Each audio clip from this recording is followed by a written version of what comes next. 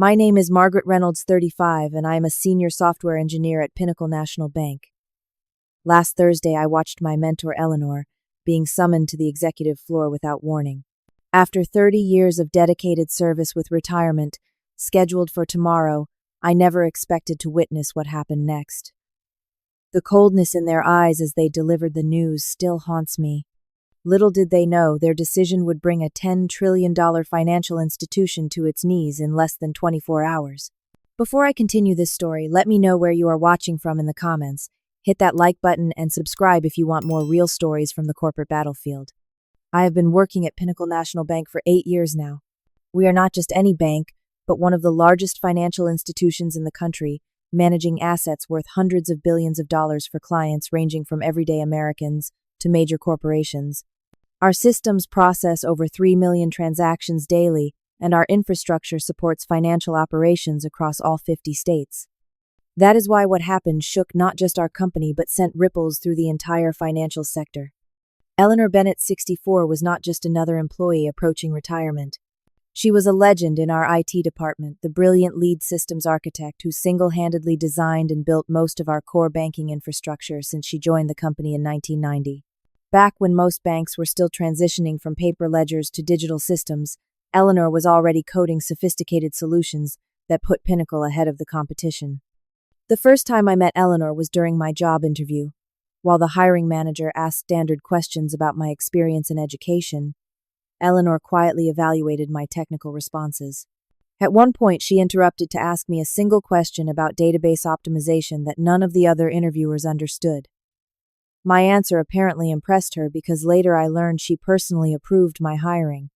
That was the beginning of our mentor-mentee relationship that would shape my entire career. Eleanor was exceptional, not just for her technical brilliance, but for her foresight. The core transaction processing system she designed in 2005 was so robust that it continued to handle our operations with minimal modifications despite the exponential growth in transaction volume. Her authentication protocols were studied as best practices in banking security conferences. She seemed to anticipate technological shifts years before they became industry standards. Everyone on our team had an Eleanor story. Janet from the database team once struggled with a critical production issue at 3 a.m. After the entire team failed to resolve it for hours, Eleanor came in still in her pajamas under her coat, diagnosed the problem in minutes, and fixed it with a few keystrokes. Andrew, our IT director, admitted that despite his senior title, he always deferred to Eleanor on architecture decisions because she thinks 10 steps ahead of everyone else. What made Eleanor truly irreplaceable was her comprehensive understanding of our interconnected systems. While the rest of us specialized in specific components only, Eleanor grasped how everything worked together. The knowledge transfer sessions she had been conducting in preparation for her retirement had been going on for months, but we all knew we were only scratching the surface of her expertise. Eleanor had big plans for her retirement. After 32 years of dedicated service, she was moving to a coastal town in Maine where she had purchased a small cottage with a view of the Atlantic. She had already bought a 26-foot sailboat that she planned to learn to navigate. Her daughter and 3 grandchildren lived nearby, and she spoke excitedly about attending their soccer games and ballet recitals after missing so many family events due to work emergencies over the years. The retirement party planned for Friday promised to be spectacular. The company had reserved the entire top floor of the Skyline restaurant downtown.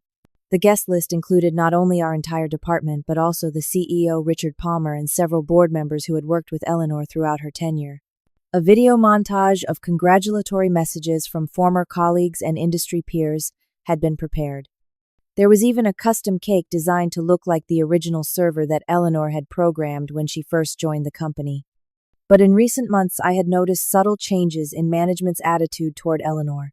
It started with her being excluded from strategic planning meetings she would normally attend.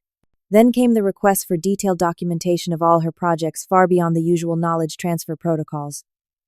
At the time, I attributed it to preparation for her departure, but looking back, the signs were ominous.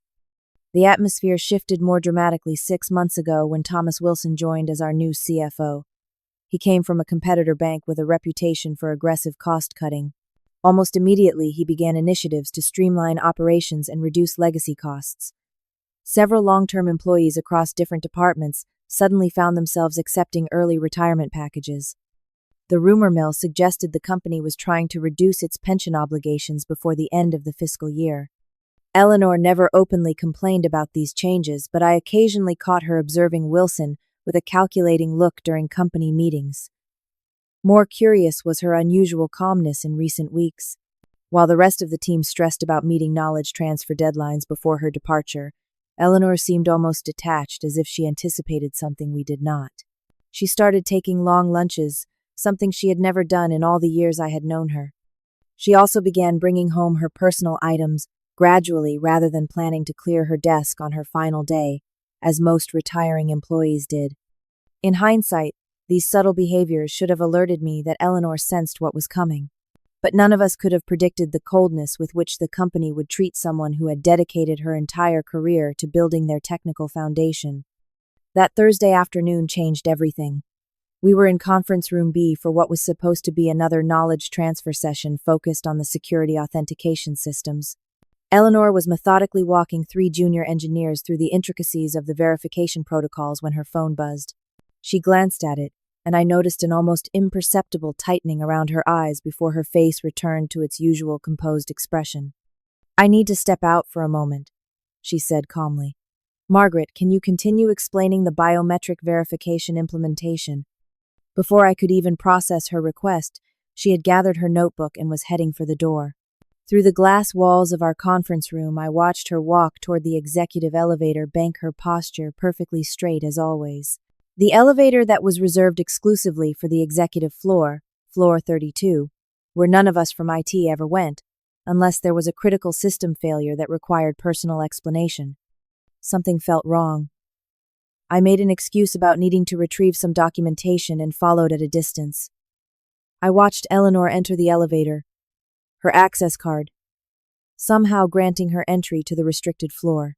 Instead of returning to the conference room, I took the public elevator up to 31, the highest floor regular employees could access, and found a workstation near the stairwell door that had a partial view of the executive reception, area 1 floor above.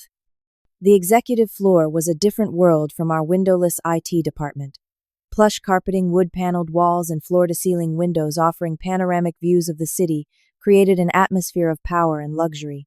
At the center of it all was the glass-walled conference room where the bank's most important decisions were made. I could see CEO Richard Palmer at the head of the table, his silver hair and tailored suit projecting authority. Next to him sat Thomas Wilson, our new CFO, a sharp-featured man in his 40s whose ambition was palpable even from a distance. Stephanie Miller, the HR director, was there too, her presence confirming my growing unease. This was not a routine meeting. Eleanor entered the room with the same confidence she exhibited when explaining complex technical concepts. I could not hear their words, but the body language was clear. Palmer spoke first, his expression solemn. Wilson kept glancing at documents in front of him, occasionally interjecting. Stephanie Miller maintained a practiced neutral expression, the kind HR professionals perfect for difficult conversations. The moment they delivered the news was unmistakable. Eleanor's body stiffened slightly, the only outward sign of shock she permitted herself. She blinked once, then twice. But instead of protesting or showing anger, she simply asked what appeared to be a single question. I later learned what that question was. "That is final," she had asked, followed by, "You just did not want to pay the $2.1 million pension." The executives seemed taken aback by her directness. Palmer looked uncomfortable, Wilson defensive, and Miller busied herself with paperwork. Most surprising was what Eleanor did next. She smiled slightly and glanced at her watch as if confirming the timing of something. That small gesture seemed to unsettle the executives more than any emotional outburst would have. The meeting ended abruptly. I hurried back to the IT floor, arriving just before Eleanor returned. She walked directly to her desk, bypassing the curious glances of our colleagues. With methodical precision, she opened her drawer and removed a single small item, which I later realized was an old-fashioned pocket watch that had been a gift from her team on her 25th work anniversary. She left everything else untouched, including family photos and awards accumulated over 3 decades. 2 security guards appeared minutes later, an unprecedented sight in our department. Eleanor saw them coming and stood up before they reached her desk. "No need for the escort, gentlemen," I know the way out, she said, her dignity intact despite the humiliation of the moment. Andrew Peterson, our IT director, emerged from his office looking confused and distressed. Eleanor, what is happening? I was just called by HR. Perhaps you should ask Richard or Thomas, Eleanor replied calmly. Apparently my services are no longer required effective immediately. The shock that rippled through our department was palpable. Several colleagues gasped.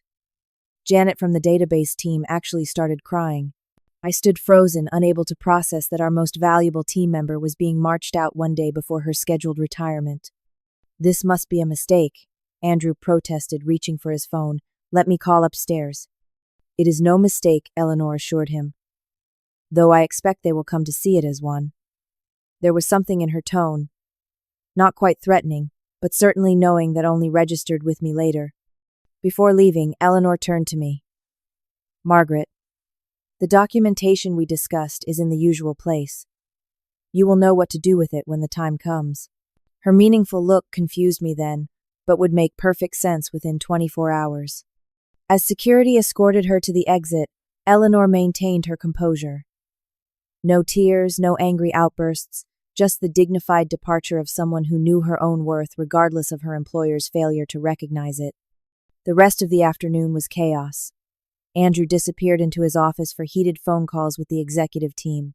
HR sent a terse email announcing that Eleanor Bennett is no longer with the company with no explanation. A separate email followed canceling the retirement party scheduled for the next day, offering no alternative celebration for her 32 years of service. I tried calling Eleanor repeatedly, but my calls went straight to voicemail. Text messages showed as delivered but remained unanswered. I even considered driving to her apartment after work, but something told me she would not be there. When I approached Andrew for answers, his response was evasive. This decision came from above. Something about restructuring and immediate knowledge transfer concerns. My hands are tied, Margaret. The most disturbing response came when I encountered Thomas Wilson in the elevator late that afternoon. When I directly asked him how the company could treat a loyal employee this way, his answer chilled me. The bank's obligations are to shareholders, not to outdated resources, he said without looking at me. Her compensation package was more than fair for someone of her generation. That night I barely slept, troubled by the callous treatment of my mentor, and increasingly worried about the knowledge gaps her sudden departure would create. Little did I know that Eleanor had anticipated this betrayal and had methodically prepared for it in ways that would soon bring the mighty Pinnacle National Bank to its knees. I arrived at the office early Friday morning, hoping to make sense of the previous day's events. The atmosphere was subdued, with colleagues speaking in hushed tones about Eleanor's unexpected dismissal. Several team members had sent her messages of support, but like me, no one had received any response. My concern about Eleanor quickly took a back seat to more immediate problems.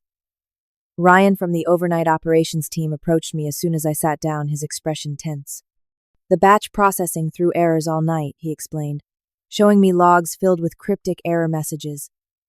We managed to complete the core transaction reconciliation, but several auxiliary systems failed. We had to implement manual workarounds. Under normal circumstances, this would have been an issue for Eleanor to resolve. Her absence was already creating ripples throughout our operations. IT Director Andrew Peterson called an emergency meeting at 8:30 a.m. His usual calm demeanor had been replaced by barely concealed anxiety. I know yesterday was. Unexpected, he began avoiding direct mention of Eleanor's termination. But we need to demonstrate that this department can function smoothly, despite personnel changes. The executive team is watching us closely. There was an unmistakable subtext. Prove Eleanor was replaceable, or we might all be considered expendable. The team projected confidence initially. We had been preparing for Eleanor's retirement for months after all. Janet volunteered to address the batch processing errors, while Carlos and Stephanie took on the auxiliary systems issues. I focused on the security protocols that Eleanor had been explaining before her abrupt exit. But as the morning progressed, our confidence began to crumble. What seemed like isolated issues revealed themselves as interconnected problems. When Janet fixed one error in the batch processing system, 3 new ones appeared. Carlos discovered that certain system functions required administrator credentials that only Eleanor possessed. By mid-morning, customer service was reporting unusual account access problems. Several high-value clients could not view their complete transaction histories, and some corporate accounts showed temporary balance discrepancies. Andrew spent most of his time on calls with increasingly concerned department heads. "This is the worst possible timing," he muttered, during a brief moment between calls. "The quarterly financial review is Monday morning. We need all systems fully operational before markets open." Around 11 a.m., I made a disturbing discovery. While reviewing Eleanor's documentation on security protocols, I found that critical sections were either missing or frustratingly vague. This was completely uncharacteristic of Eleanor, who was known for her meticulous documentation. I began to suspect these omissions were deliberate. Even more concerning were the strange code comments I found while trying to troubleshoot a failing authentication service. Buried deep in functions Eleanor had written were cryptic notes that seemed meaningless. Tempus fugit and memento mori appeared in several places. Latin phrases about the passage of time and remembering mortality. Another comment simply read 720000 sim exodus with no explanation of what it meant. By lunchtime, Andrew called another emergency meeting. The mood was noticeably darker. "The ATM network is reporting intermittent failures in 3 states," he announced. "Treasury operations cannot complete wire transfers for amounts over $1 million. And the fraud detection system is flagging legitimate transactions at 8 times the normal rate." Someone suggested contacting Eleanor for assistance. Thomas Wilson, who had unexpectedly joined our meeting, immediately shut down the idea. "Miss Bennett is no longer affiliated with this institution," he stated coldly. "Reaching out to her would violate termination protocols and potentially create security liabilities. Figure it out yourselves." His presence in our department was unprecedented and added to the growing tension. Before leaving, he added a thinly veiled threat: "I expect these issues resolved by end of business today. Your team's response to this situation will factor into upcoming departmental budget reviews." As the afternoon wore on, the problems multiplied. The mobile banking app began crashing for users attempting certain types of transactions. The mortgage processing system inexplicably slowed to a crawl. Most alarmingly, preliminary tests of the critical overnight processing systems that needed to run over the weekend were failing their pre-checks. Around 4 p.m., when it became clear that the issues would not be resolved before the end of the day, Andrew made a difficult announcement. "I need everyone to stay tonight, possibly through the weekend," he said, looking exhausted. "We cannot afford system failures when markets open on Monday." While the team scrambled to address the mounting technical issues, I took a moment to check Eleanor's desk again, hoping to find any clue that might help us understand what was happening. In her locked bottom drawer, which Andrew had authorized me to open, I found a single sheet of paper with a handwritten note. 72 hours from point of no return. Tempus fugit indeed. Below it was what appeared to be a countdown timer with the hours already crossed off, leading to a final time that would occur on Monday, at 9 a.m., exactly when the markets would open. With growing apprehension, I began to piece together what Eleanor might have done. The realization was both terrifying and, I had to admit, ingenious, but I kept my suspicions to myself for the moment, needing more evidence before sharing such an explosive theory. As Friday turned into Saturday with most of the team working through the night, the situation deteriorated from concerning to critical. We were no longer dealing with isolated technical glitches. We were witnessing the systematic unraveling of a financial institution's entire technological infrastructure. Saturday morning brought the scenario every banking executive fears. At exactly 7 a.m., the customer-facing online banking platform crashed completely. Millions of customers attempting to log in were met with error messages.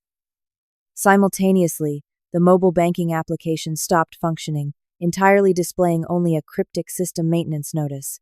The timing could not have been worse. Saturday was typically the busiest day for personal banking activities, with customers checking balances, paying bills, and making weekend purchases. The call centers were immediately overwhelmed with wait times exceeding 2 hours. Social media exploded with complaints from angry customers. By 7:30 a.m., a visibly shaken Richard Palmer, our CEO, arrived at the office along with the entire executive team. They convened in our main IT conference room rather than their usual executive suite, a physical manifestation of how the power dynamics were shifting in this crisis. Explain to me exactly what is happening, Palmer demanded, his normally composed demeanor cracking under pressure. Andrew Peterson tried to summarize the technical issues, but it was clear the executives could not follow the complex explanation. CFO Thomas Wilson interrupted impatiently. Bottom line it for us. Can you fix this today or not? The technical team exchanged uncomfortable glances. Janet from the database team finally spoke up. We are dealing with cascading failures across interconnected systems. Each time we address one issue, new problems emerge. It is as if the systems were designed to fail in sequence. That is absurd, Wilson snapped. Systems do not just decide to fail. Unless they were programmed to, I said, quietly drawing everyone's attention. What exactly are you suggesting, Miss Reynolds? Palmer asked, fixing his gaze on me. I believe these failures are not random. They appear to be triggered by time-based protocols that are activating in sequence, possibly initiated by recent events. No one needed clarification on what recent events referred to. Wilson's face flushed with anger. Are you suggesting Eleanor Bennett sabotaged our systems? Not sabotage, I clarified. Insurance. I think she built time-based security protocols that require her biometric verification every 72 hours. Without that verification, the systems are initiating progressive shutdown sequences. The room fell silent as the implications sank in. That would be highly illegal, Stephanie Miller from HR finally said. We could press charges. Only if you can prove malicious intent, I countered. These could easily be defended as security measures to protect the bank's assets in case of her incapacitation. The fact that her termination triggered them could be classified as an unforeseen consequence. As we debated, the situation worsened. Reports came in that ATMs nationwide had stopped dispensing cash. The payment processing system that handled credit card transactions for thousands of merchants was declining valid purchases. Wire transfers had halted completely. By noon, the media had picked up the story. CNBC ran a breaking news banner: major service disruption at Pinnacle National Bank raises financial security concerns. The stock market was closed, but after hours, trading predictions showed our stock price would likely drop by 15 to 20% when markets opened Monday. Palmer received a call from the Federal Reserve and the Office of the Comptroller of the Currency, demanding explanations and assurances that customer deposits were secure. Competing banks began running advertisements highlighting their system reliability, clearly aiming to poach our rattled customers. Our technical team worked feverishly to bypass the security measures, but each attempt seemed to trigger additional lockdown protocols. It was like trying to disarm a bomb without knowing which wire to cut, with each wrong move accelerating the countdown. Late Saturday afternoon, I made another discovery that confirmed my suspicions. Deep in the authentication code was a hidden message encrypted in a way that only someone familiar with Eleanor's personal coding style would recognize. When decoded, it read, Margaret, when the Phoenix falls, seek the place where we watched the sunrise after the Johnson crisis. Bring the solution, not the problem. The Johnson crisis referred to a major security breach attempt 3 years ago that Eleanor and I had thwarted together, working 48 hours straight. After resolving it, too wired to sleep, we had driven to a specific overlook in the Adirondack Mountains to watch the sunrise. It was during that dawn conversation that Eleanor had shared her retirement dreams with me. The message was clear: Eleanor was giving me a way to find her. By Saturday evening, the situation had become catastrophic. All transaction processing had halted. Billions in financial activities were frozen in digital limbo. The team discovered that even backup systems required Eleanor's authorization to activate, eliminating our disaster recovery options. The board of directors convened an emergency virtual meeting demanding answers from CEO Palmer. I was asked to join the call to explain the technical situation. In simple terms, I explained to the grim-faced board members on the video conference, our systems were designed with security measures that require periodic verification from the lead architect. Without that verification, they are systematically shutting down to protect data integrity. And you cannot override these measures, one board member asked incredulously. The systems were designed specifically to prevent overrides, I explained. It is actually a security feature that has protected the bank from numerous hacking attempts in the past. Who authorized these security protocols? Another board member demanded. An uncomfortable silence followed. These protocols had been in place for years, approved through proper channels with their full technical implications. Understood by very few, possibly only Eleanor herself. The specific implementation details of our security infrastructure have been approved incrementally over many years. Andrew finally answered diplomatically. CFO Wilson, who had been unusually quiet, suddenly spoke up. This is nothing but extortion by a disgruntled former employee. We should involve the FBI immediately. And tell them what exactly. Palmer countered, surprising everyone by challenging Wilson. That we fired the architect of our systems one day before her retirement to avoid paying her pension, and now those systems are following their approved security protocols. I am not sure that narrative works in our favor, Thomas. It was the first acknowledgement from anyone in leadership that Eleanor's termination might have been calculated to deny her retirement benefits. As Sunday morning dawned, the stark reality set in. Without Eleanor Bennett, Pinnacle National Bank would be unable to open for business on Monday morning. The financial and reputational damage would be incalculable. I knew what I needed to do. While the crisis team continued their futile efforts at the bank, I slipped away early Sunday morning. I told Andrew I needed to retrieve some documentation from my apartment, but instead I headed north in my car toward the Adirondack Mountains. The clue in Eleanor's hidden message was clear to me, though meaningless to anyone else. The drive took nearly 3 hours, giving me time to reflect on everything that had transpired. Part of me was angry at Eleanor for putting us all in this position. Another part admired the elegant way she had protected herself from corporate betrayal.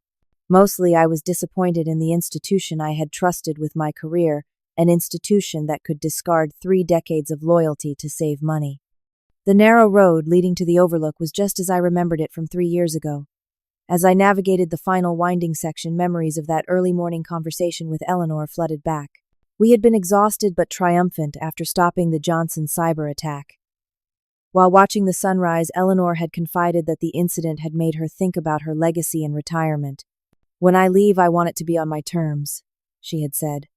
With dignity and recognition for what I have built. The company had robbed her of exactly that. As I pulled into the small clearing that served as a lookout point, I immediately spotted a familiar figure. Eleanor Bennett sat calmly on a bench overlooking the valley, a thermos of tea beside her.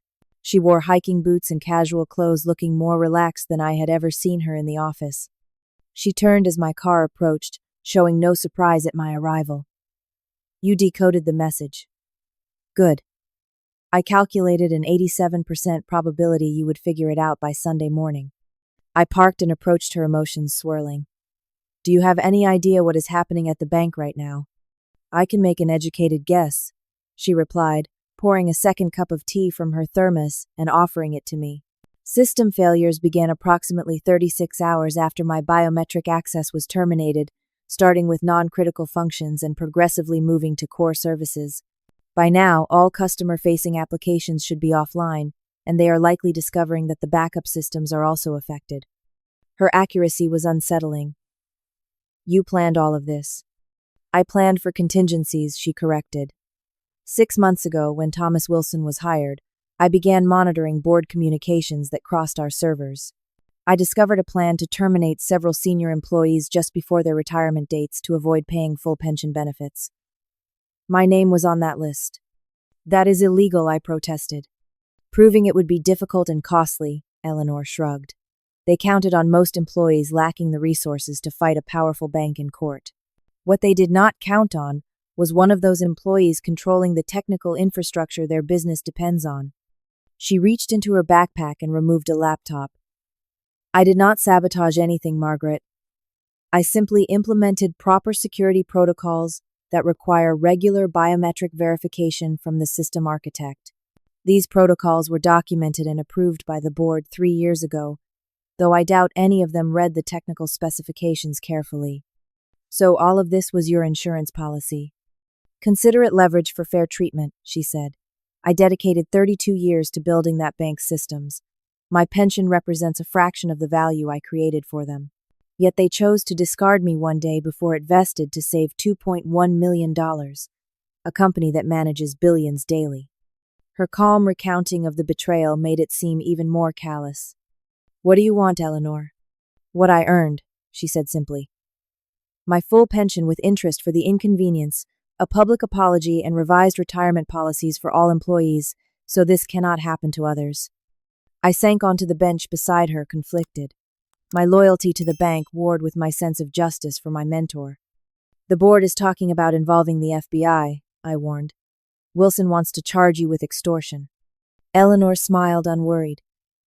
"The FBI would be very interested in reviewing the board communications I archived, showing their deliberate plan to deny earned benefits. And any programmer would testify that regular biometric verification is a standard security practice, not extortion."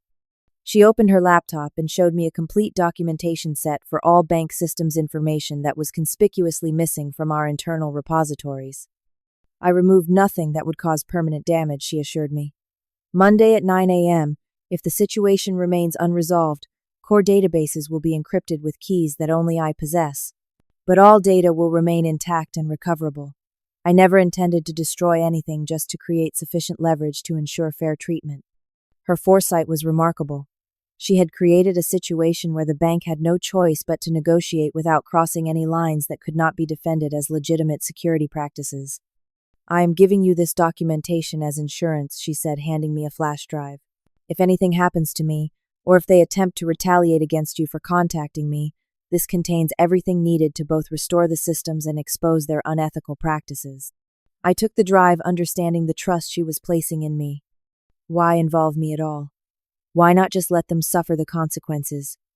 "Because you represent the future of that department," Eleanor said, her expression softening. "You have the technical skill and the ethical compass to lead properly. I did not want your career damaged by their poor decisions." Her words touched me deeply. Despite everything, she was still looking out for her team.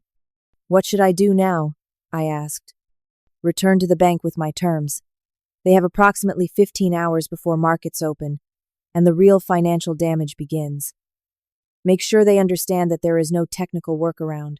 Their only option is to correct their ethical failure." As we discussed the details of her requirements, I felt a shift in my perspective. This was not just about Eleanor's pension anymore. It was about corporate accountability and the value of expertise in an era where employees were often treated as disposable resources. "What if they refuse?" I asked as I prepared to leave.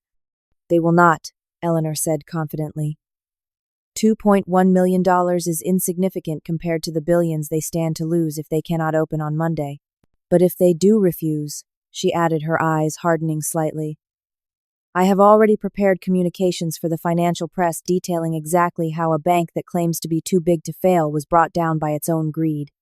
As I drove back toward the city, I realized I was no longer just a messenger in this situation. I was making a choice to stand with my mentor against corporate injustice, even at potential risk to my own career. It was terrifying and empowering all at once. Eleanor had taught me many technical skills over the years, but perhaps her most valuable lesson was unfolding now: the courage to stand up for what was right, even against seemingly insurmountable power. I returned to the bank headquarters by early Sunday evening, to find the situation had deteriorated even further. National news networks were now covering the major banking crisis at Pinnacle.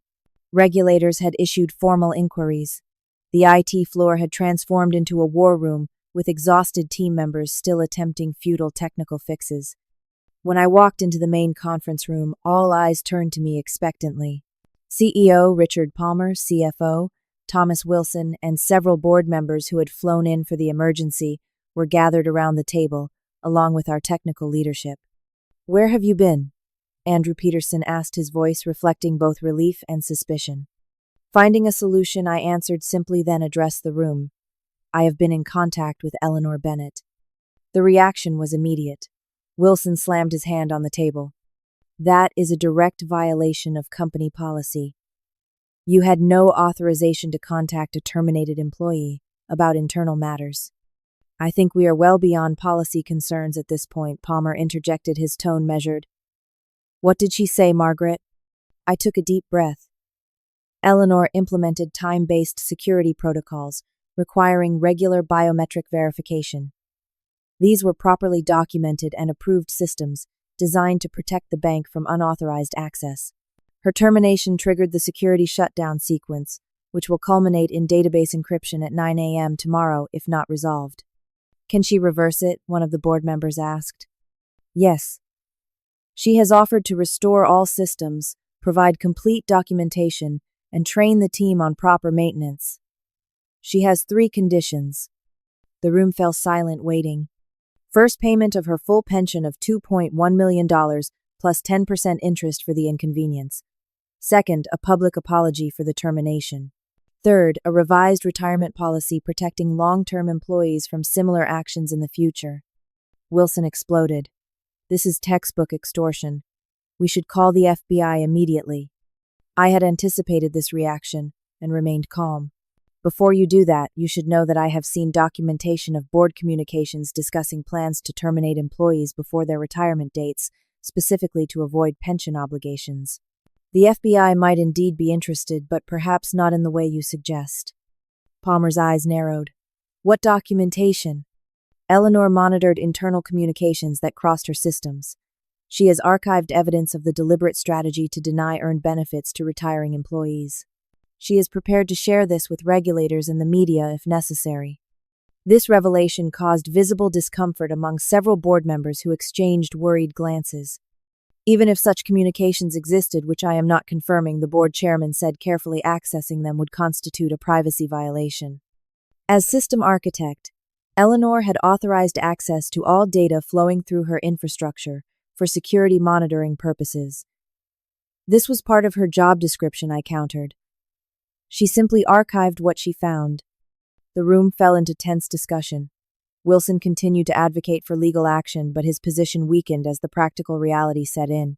Palmer consulted quietly with the board members while our technical team waited anxiously. Finally, Palmer addressed me directly. What guarantee do we have that the systems will be fully restored if we meet these demands? Eleanor has provided me with documentation proving that all data remains intact.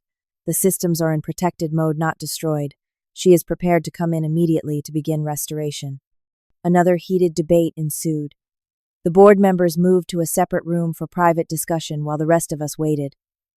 After 40 minutes, that felt like hours, they returned. We have reached a decision, Palmer announced. We will meet Miss Bennett's terms with some modifications. The pension will be paid in full with interest. We will acknowledge an error in the termination process. And we will review retirement policies with input from employee representatives. Wilson looked furious but remained silent. I suspected his own position had been compromised in the private discussion. I will contact Eleanor immediately, I said. The legal team worked through the night drafting agreements.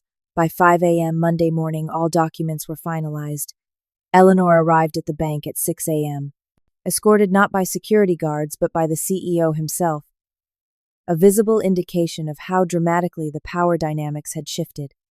The atmosphere as she walked through the IT department was electric. Colleagues who had worked through the weekend looked up with expressions ranging from relief to awe. Eleanor acknowledged them, with dignity betraying no triumphant satisfaction, maintaining the professionalism that had defined her career. The restoration process was methodical. Eleanor connected to each critical system, providing the biometric verification needed to halt the shutdown sequence. With each successful verification, functionality returned. The online banking platform came back online, first followed by the mobile application payment processing systems, and finally the core transaction infrastructure.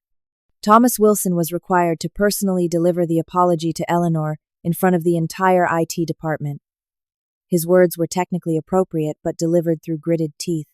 The company acknowledges that your termination was procedurally incorrect and withdraws it, reinstating your retirement effective today with full benefits.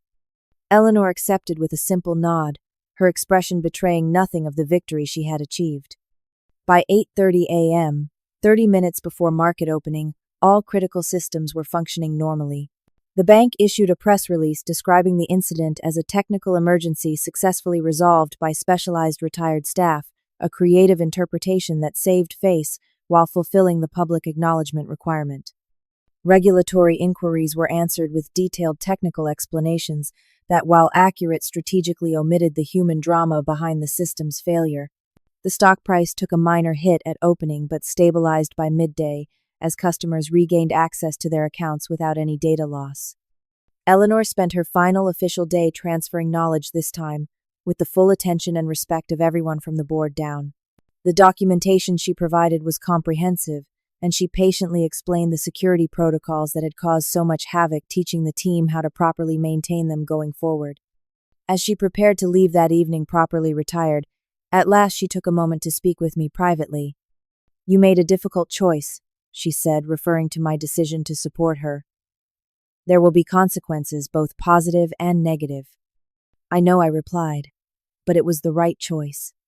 She smiled, the first genuine smile I had seen from her in months. "Leadership is not about titles, Margaret.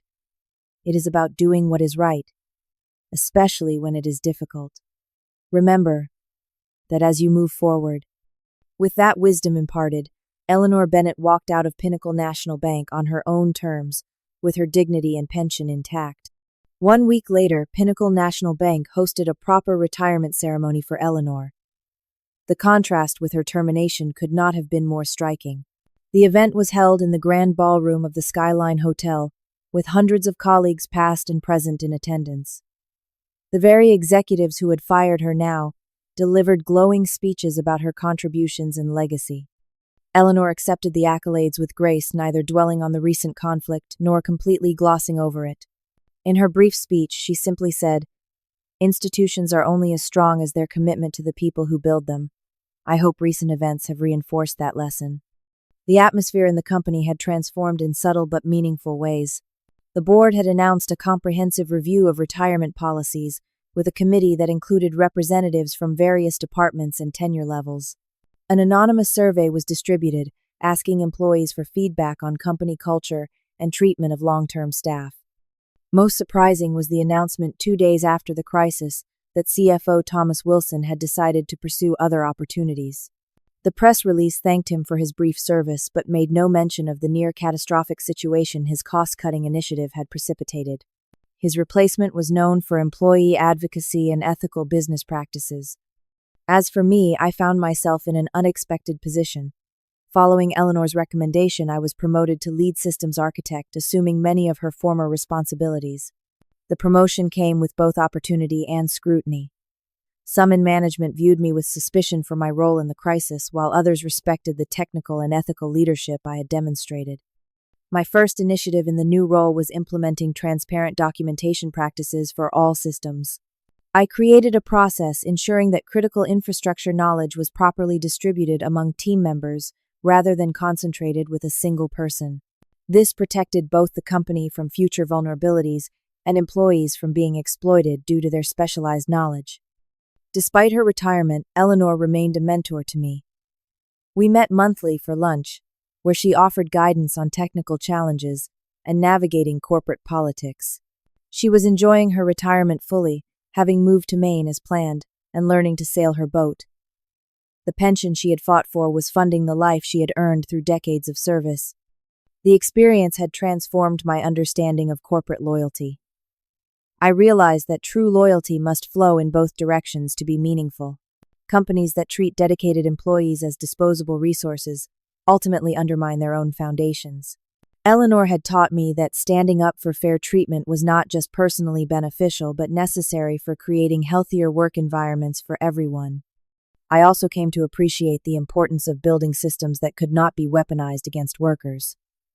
Technology should empower organizations while protecting the dignity and rights of those who create and maintain it. This philosophy guided my approach to system architecture, ensuring that security measures served legitimate protection needs without creating harmful power imbalances. The incident had lasting effects throughout the IT department.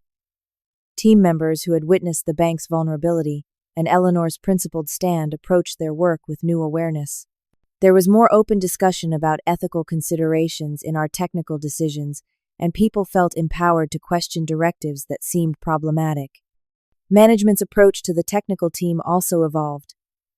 Executives who had previously viewed IT as a cost center now recognized it as a critical foundation of the business deserving of respect and investment.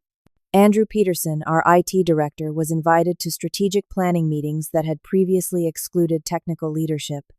My own healing journey progressed from feeling powerless in a large corporation to recognizing the agency I possessed. The skills and knowledge we develop can be sources of power when used ethically and courageously. Eleanor had not abused her position, she had simply refused to allow her contribution to be devalued. 3 months after the incident, I implemented a mentorship program specifically designed to support women in technical roles. The banking industry, like many technical fields, remained male-dominated, and I wanted to create pathways for diverse talent to thrive. Eleanor agreed to participate as an external advisor, sharing her experiences and wisdom with the next generation. The relationship between our IT department and executive leadership had fundamentally changed. There was a new mutual respect based on a clearer understanding of interdependence. The executives had learned firsthand that technical expertise was not simply a service to be purchased at the lowest possible cost, but a partnership essential to the bank's survival. As I reflect on everything that happened, I am grateful for the difficult lessons learned. I discovered my voice and the courage to use it. I learned that solidarity can be a powerful force for justice in seemingly unbalanced power structures. Most importantly, I realized that our greatest professional asset is not just our technical knowledge, but our integrity in how we apply it. Eleanor Bennett retired with the respect and benefits she deserved, but her legacy continues through the systems she built and the people she mentored. In showing us all that expertise combined with principle is a formidable force. She gave us a template for our own professional journeys. What would you have done in my situation? Would you have sided with the company or stood up for what was right, even at risk to your own career? Have you ever witnessed someone being treated unfairly at work and wished you had spoken up? Share your thoughts in the comments below. Subscribe for more real stories from corporate America, and hit that like button if this story resonated with you. Remember, sometimes the most important systems we build are not technical but ethical. Thank you for listening to my story, and may you find the courage to stand up for what is right in your own workplace.